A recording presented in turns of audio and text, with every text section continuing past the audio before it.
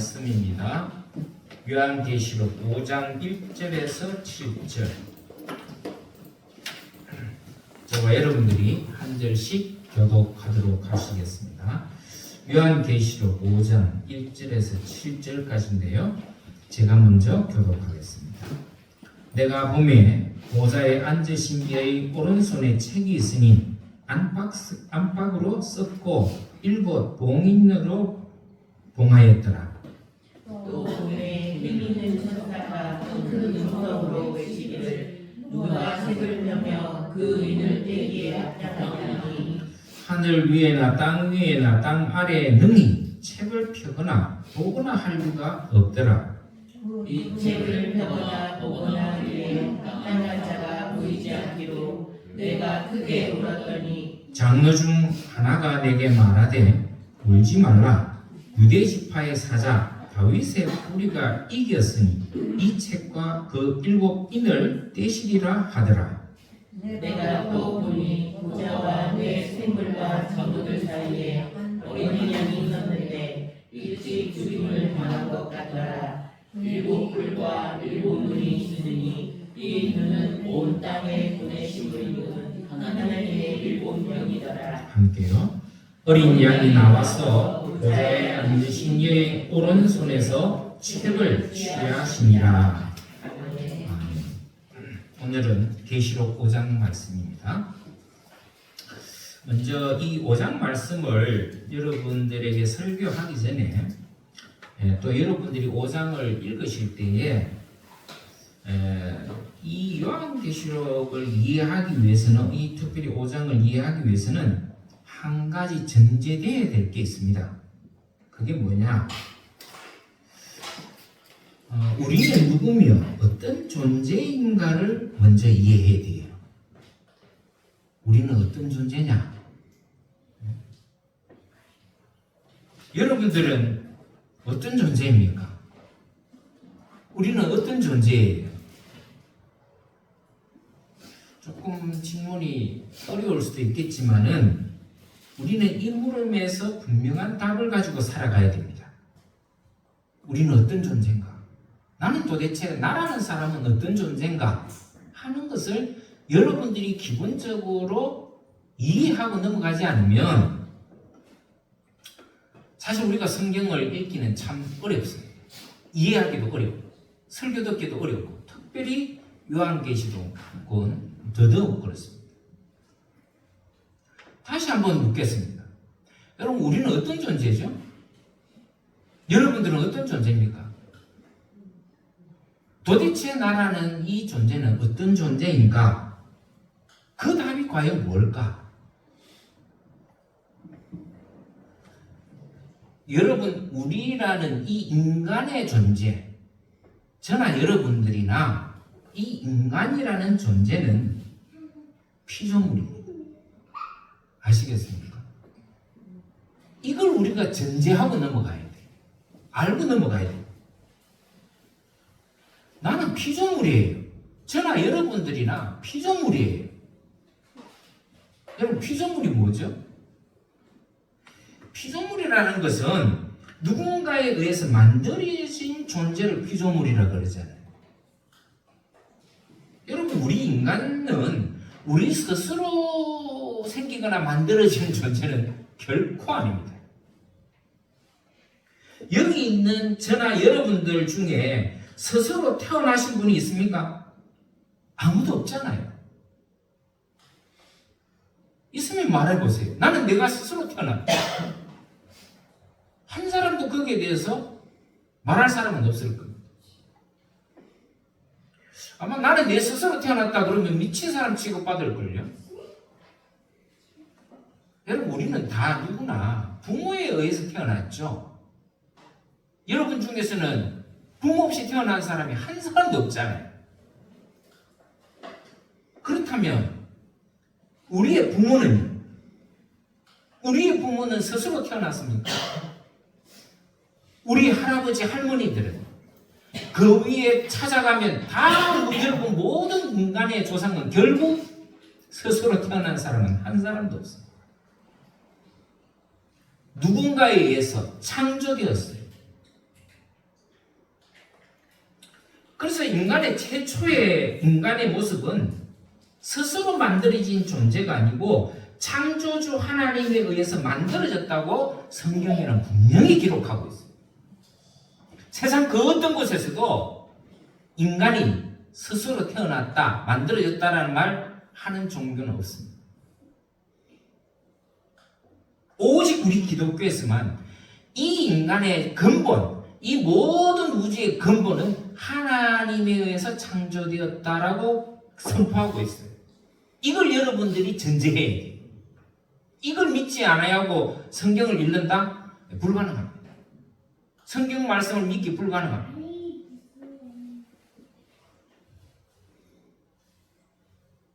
여러분, 인간은 피조물입니다.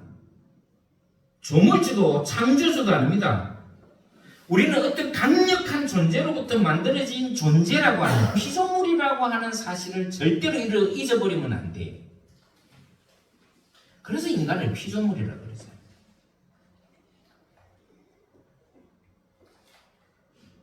근데 우리는 가끔 내가 창조주로 착각하는 사람들이 있어요. 마치 내 인생의 주인은 나인 것처럼 착각하고 삽니다. 천만의 말씀이에요. 우리 인간의 내 존재의 주인은 내가 아니에요. 착각하지 마세요. 여러분, 내 인생의 주인이 나라면 여러분, 내가 원하는 대로 다 살 수 있습니까? 못 살아요. 나 스스로가 창조주처럼 살아가면요, 내가 하고 싶은 대로 다 하며 살아갈 수 있잖아요. 근데 그렇게 못 돼요. 왜 그래요? 나는 창조주가 아니에요. 피조물일 뿐이에요. 그런데 우리 인간은 자기가 창조주처럼 살아가요. 다 할 수 있는 것처럼 살아가요. 왜 그래요? 교만하기 때문에. 교만하기 때문에. 여러분, 창세기 1장을 보세요. 창세기를 보면은 하나님께서 아담과 하와를 창조하셨어요. 근데 쭉 읽어보면요, 인간이 무엇 때문에 타락하는지 아십니까? 자기도 하나님처럼 되고자 하는 마음 때문에 타락하기 시작해요. 나도 창조자가 될 수 있다고, 나도 하나님과 같이 될 수 있다고 하는 착각 때문에, 그 교만 때문에, 그 욕심 때문에 타락하기 시작해요. 오늘날 우리도 똑같아요. 오늘 주변에도 보면은 자기 인생은 자기 거라고 주장하는 사람이 많습니다. 천만의 말씀입니다. 착각하지 마세요. 네 인생 내 것 하나도 없습니다. 오직 하나님에 의해서 좌우됩니다. 여러분, 이거 전제하셔야 돼요.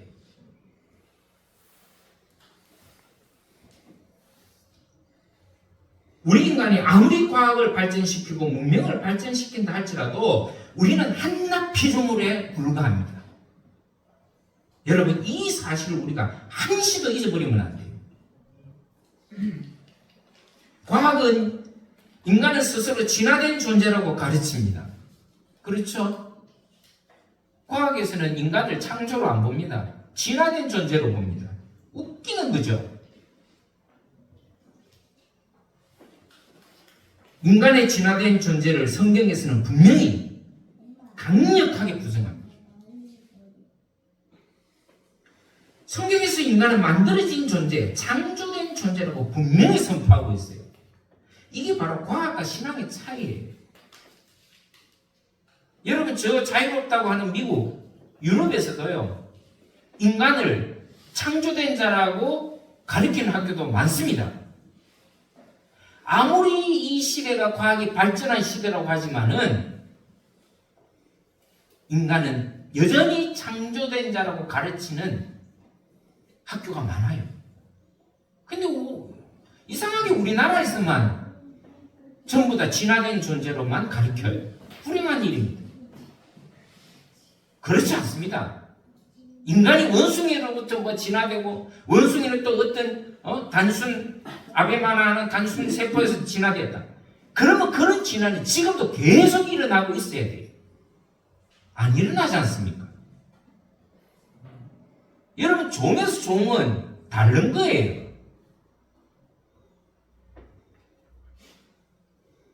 여러분, 인간은 우연히 진화된 존재가 절대로 아닙니다. 분명하고도 확고하게 창조된 존재라는 사실을 여러분 기억하셔야 돼요. 이게 전제되지 않고 이게 안 믿어진다? 여러분, 우리는 하나님 믿을 수 없어요. 창조주 하나님을 믿을 수 없어요. 그래서 우리 인간 존재에 대한 이해가 중요하다고 말씀을 드렸던 이유가 바로 여기서. 저와 여러분들은 창조주가 아닌 하나님에 의해서 지어진 피조물이에요.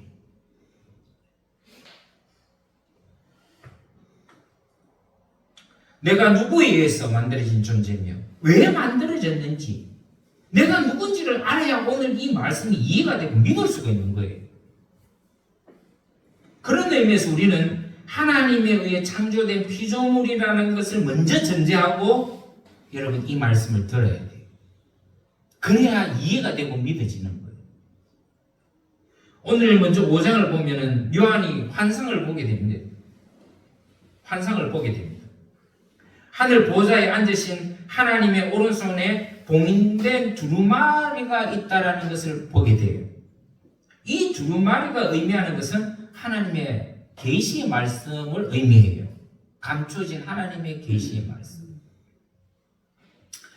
이게 비슷한 구절이 있는데 구약성경 예레미야 36장 2절에 이 비슷한 말씀이 기록되어 있어요. 예레미야 36장 2절에 뭐라고 기록되어 있느냐? 너는 두루마리 책을 취하여 내가 네게 말하던 날, 곧 요시야의 날부터 오늘까지 이스라엘과 유다와 열방에 대하여 내게 이른 모든 말을 그것에 기록하라. 예. 여기에 성경에 나오는, 오늘도 계시록에 나오는 이 두루마리는 바로 하나님의 감춰지신 말씀이다. 이렇게 보시면 정확해요. 그런데 그 두루마리에 7개의 인으로 봉인되었다라고 기록되어 있죠. 이게 뭘 말하는 말이냐? 여러분, 인이라는 게 뭐예요? 도장을 말하는 게 인장, 도장을 말하는 거잖아요. 그 도장이 7개가 찍혀 있고 봉인되었다. 완벽하게 봉인이 되어 있다는 것을 의미합니다. 다시 말하면 하나님의 말씀은 완벽하게 숨겨지고 감춰진 말씀이었다라고 우리가 이해를 하면 돼요.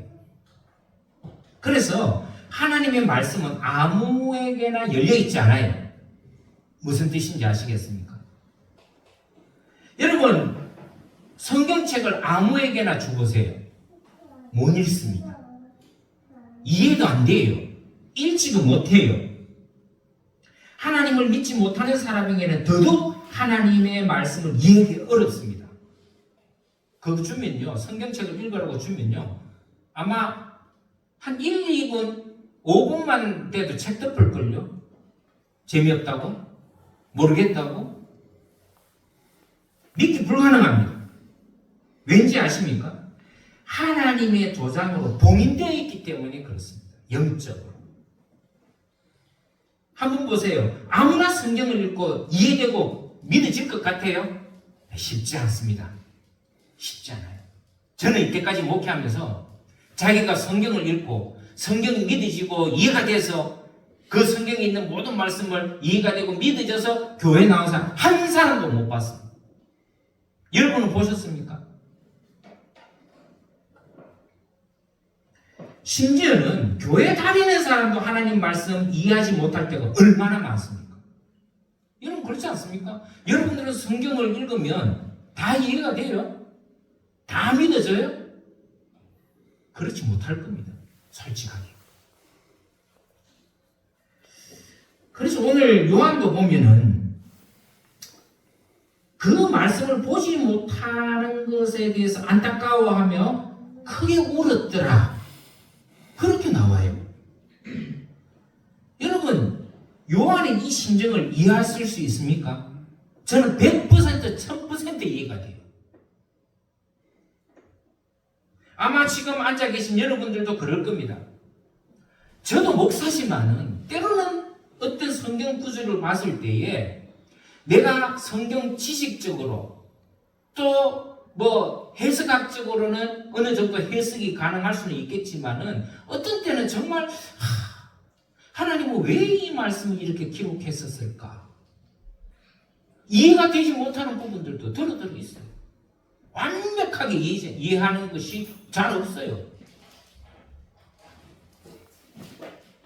성경을 읽는데 도대체 이게 무슨 말씀인지 어떤 말씀인지 이해가 안 되고 믿지 못하는 분들 계실 거예요. 우리 가운데.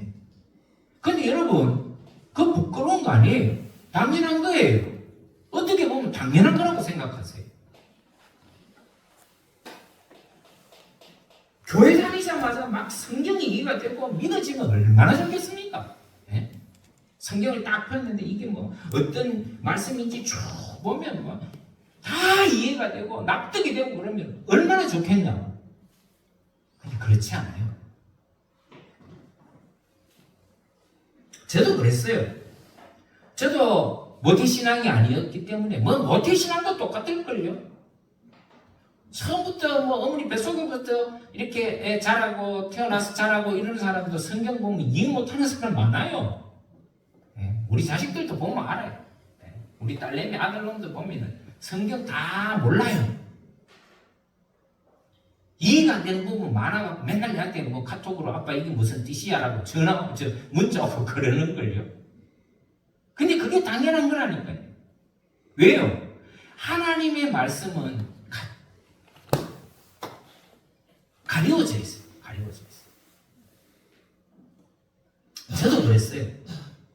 저도 처음 교회에 뭐 모태신앙이 아니기 때문에 처음 교회에 이렇게 나갔을 때 성경만 펼쳐보면 머리가 아팠어요. 뭐 아는 게 있어야지. 누구 말따나 보면 까만 거는 글자요, 하얀 거는 종이라고. 거기다가 지금은 여러분 우리 성경 가지고 있는 성경은 다 우리 한글로 순수하게 한글로 되어 있죠.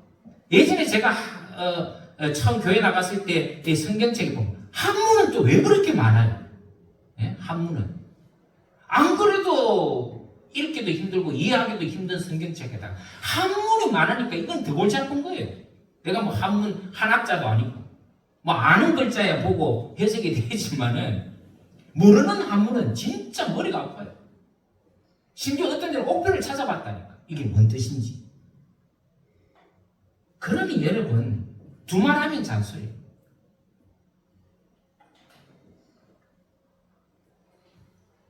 그래서 여러분 우리가 성경을 읽을 때에 하나님께 지혜를 구해야 돼요. 성령의 도우심을 구해야 돼요. 제가 초기 신앙생활 할 때 정말 열심히 간절하게 기도하는 기도의 제목 중에 하나가 뭔지 아세요? 제발 좀 성경을 이해할 수 있도록 지혜를 달라고 기도한 적이 정말 오랫동안 있었어요.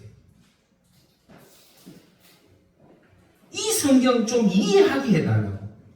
도대체 이 말씀이 무슨 말씀인지 알게 해달라고, 깨닫게 해달라고 얼마나 기도했는지 몰라요. 정말 답답했거든요. 제가 밤낮으로 하나님 말씀에 대한 간절함으로 기도한 적이 참 많았어요. 여러분 그렇게 기도한 적이 있습니까? 기도하셔야 돼요. 성령의 도우심을 구하고 하나님의 지혜를 구하지 않는 이상은 성경을 읽는 게 참 쉽지 않아요. 그러다가 제가 심지어는 그렇게 기도하면서 성경을 쓰기 시작했어요. 여러분 성경 필사하시는 분 가끔 계시죠? 제가 성경을 필사를 했어요. 그리고 열심히 목사님 설교를 들었습니다. 요즘은 인터넷에 찾아보면 설교가 많이 나오잖아요. 목사님들이. 그 당시는요. 테이프이죠. 테이프. 녹음 테이프. 그 녹음 테이프에 기록된 목사님의 설교를 늘 받아봤어요. 유명하신 목사님 설교라 그러면 맨날 그 설교 테이프를 받아봐갖고 그걸 카세트에 넣고 그 카세트 테이프를 듣고 어떻게 하면 하나님 말씀을 좀 이해하려고 기록도 하고 듣기도 하고. 그런데 참 신기한 일이 일어났어요. 그게 뭐냐면은 하나님의 말씀이 언제부턴가 귀에 들리기 시작했어요. 이해가 되기 시작했어요. 그건 지금은 제가 말로 이해할 수가 없어요. 표현할 수가 없어요. 왜? 어느 날 갑자기 그렇게 됐어요. 그랬는데 이 설교가 너무 재밌는 거예요. 성경이 너무 재밌는 거예요. 여러분, 그래서 제가 필사하면서요, 이거 진짜 너무 정말 시간 가는 줄 모르고 막 필사가 되고, 시간 가는 줄 모르고 성경책을 봐서. 제가 언젠가 그런 얘기 들었는지 모르겠지만, 제 일생 일대에 그렇게 책을 열심히 읽은 게 딱 두 권이 있어요. 하나는 삼국지. 예? 그것도 이렇게 두꺼운 거 5권짜리가 있었어요, 예전에. 그 삼국지 5권을 제가요, 얼마나 밤낮으로 읽었는지 학교 가서도 책 앞에를 갈아놨고 이렇게 읽었어요. 그 정도로 재미있게 읽었어요. 그 다음에 재미있게 읽은 그 책이 뭐냐면 바로 성경책이었어요. 여러분, 성경책을 내가 그렇게 재미있게 읽었다고 하면 여러분이 이해가 안 되시죠? 이해 안 되실 거예요. 근데 저는 정말 성경책을 그렇게 재미있게 읽어본 적이 없어요. 열심히 읽었어요. 그래서 그때 제가 성경 지식이 굉장히 많이 늘었고 성경을 보는 안목이 생깁니다. 여러분, 그거는 내가 내 능력으로 된 게 아니었어요. 내가 하나님께 간구했고 기도했을 때 하나님께서 제 눈을 열어주셨어요. 여러분, 성경은 인간의 눈으로 봐서는 절대로 이해가 안 되는 부분이 너무 많아요. 하나님께서 내 영안을 열어주시지 않으면 이해될 수 없어요. 내 영적인 귀를 열어주시지 않으면 여러분들은 아무리 제가 설교해도 이해가 안 되실 거예요. 언제 이해되느냐? 언제 믿어지느냐? 하나님께서 여러분들에게 영안을 열어주시고 내 귀를 열어주실 때만 여러분들이 보게 되고 이해된다. 그걸 위해서 여러분 기도하셔야 돼요.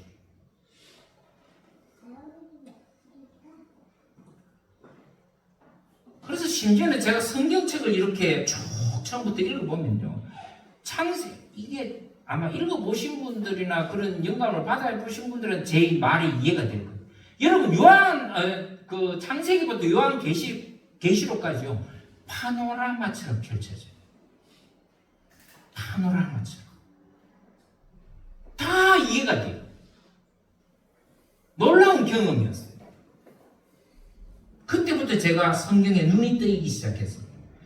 말씀을 읽으면 이해가 되고 믿음이 생기고. 제 기억으로는 아마 성령께서 뜨겁게 역사하셨던 거예요. 그래서 제가 성경을 읽으면요, 어떨 때는 마음이 뜨거워졌어요. 눈물이 흘렀어요. 성경책만 읽으면 왜 그렇게 눈물이 또 흘러요? 다 모든 말씀이 나한테 하는 말씀 같았어요. 나한테 하시는 말씀. 성경에서 손을 떼기 싫었습니다. 설교 시간이 기다려지고 말씀에 갈급함이 생기기 시작했어요. 여러분, 10편 119편 130절에 이런 말씀이 있어요. 주의 말씀은 송이꿀보다 더 달다. 여러분, 하나님 말씀이 송이꿀보다 더 달다는 거 경험해 보신 적 있습니까? 이 말이 이해가 돼요? 저는 이해가 돼요. 왜? 저는 경험했거든요. 성경책을 손에서 놓기가 싫더라니까요.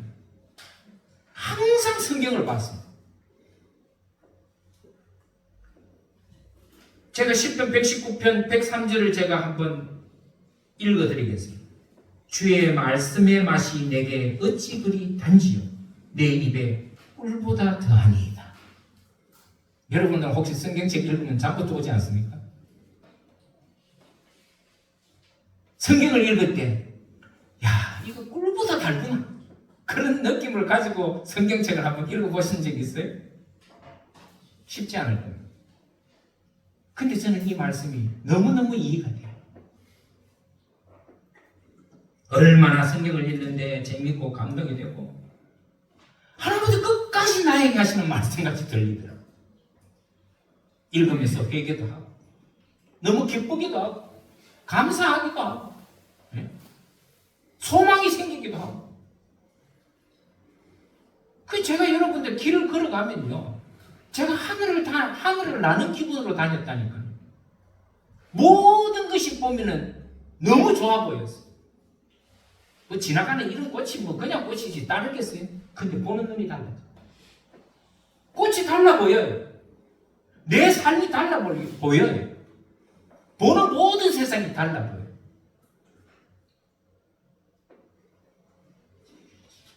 예수님의 십자가 고난을 생각하면 눈물이 그냥 나와요.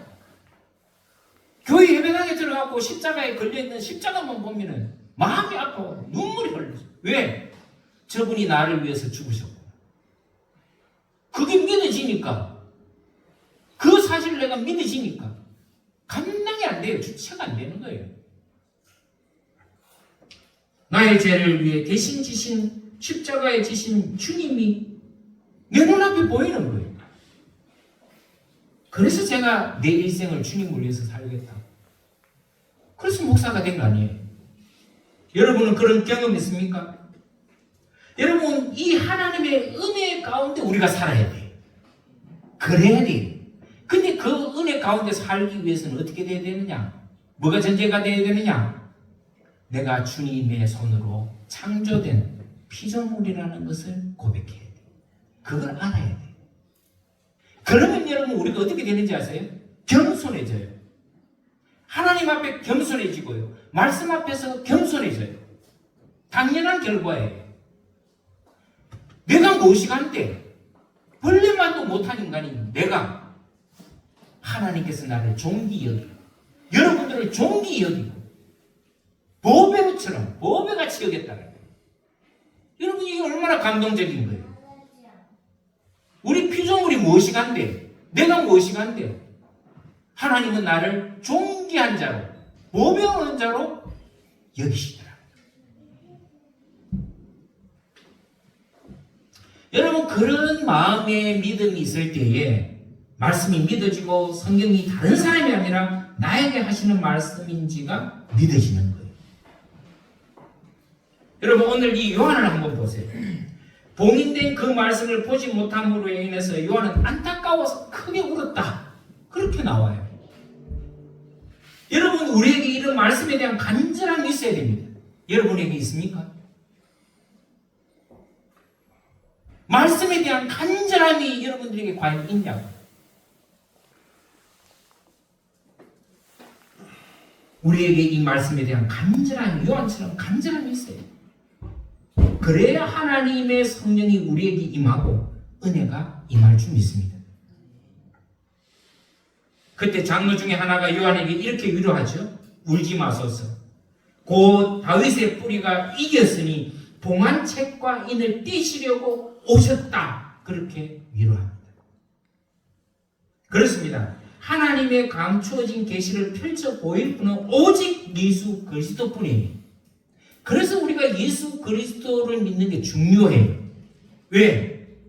그분을 믿는 이 믿음 가운데 있어야 우리가 이 말씀을 들을 수 있고 깨달을 수 있고 보고 알 수 있게 되는 거예요. 그래서 예수 그리스도가 중요한 거예요. 여러분 우리의 모든 문제 해결자는 오직 예수 그리스도뿐이라는 거 믿으시기 바랍니다.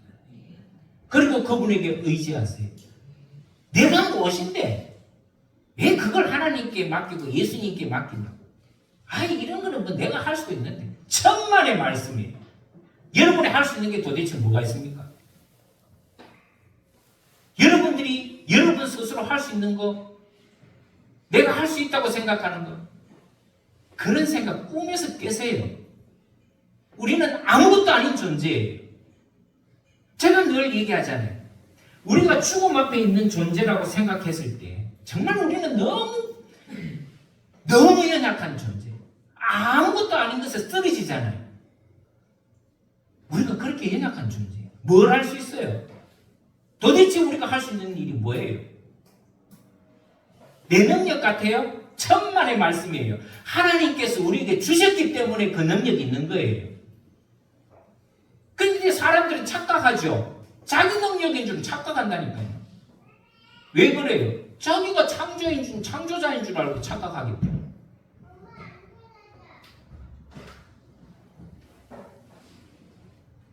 여러분 여기 5장의 핵심은 뭐냐면은 바로 예수 그리스도가 감추어진 두루마리 해결사라는 겁니다. 이거 바꿔서 말하면 우리 인생의 해결사는 오직 예수 그리스도예요. 오직 예수예요. 딴 데 가서 그 해결을 하려고 하지 마세요. 내 능력을 믿고 해결하려고 하지 마세요. 큰 코 다칩니다. 모든 것을 하나님께 맡기고 예수 그리스도께 맡기세요. 수고하고 짐진 자들아 다 내게로 나와라. 여러분, 우리 인간의 모든 문제의 해결사는 오직 예수 그리스도임을 기억하세요.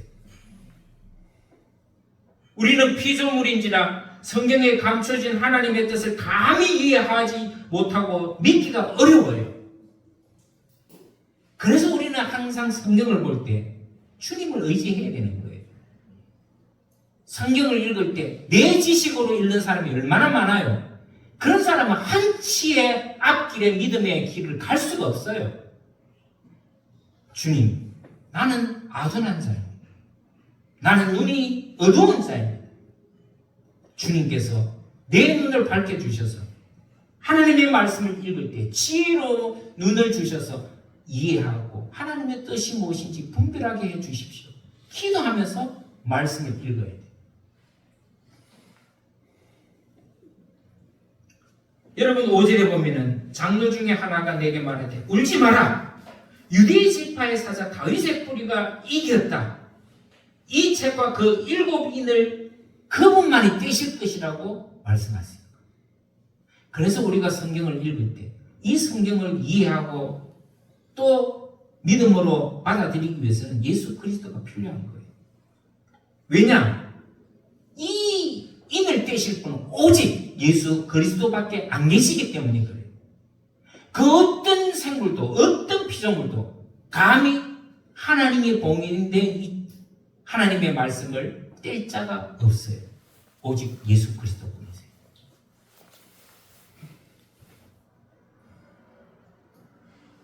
우리 피조물인 인간이 왜 예수 그리스도가 나의 구세주가 되시는지 이제 이해가 되십니까?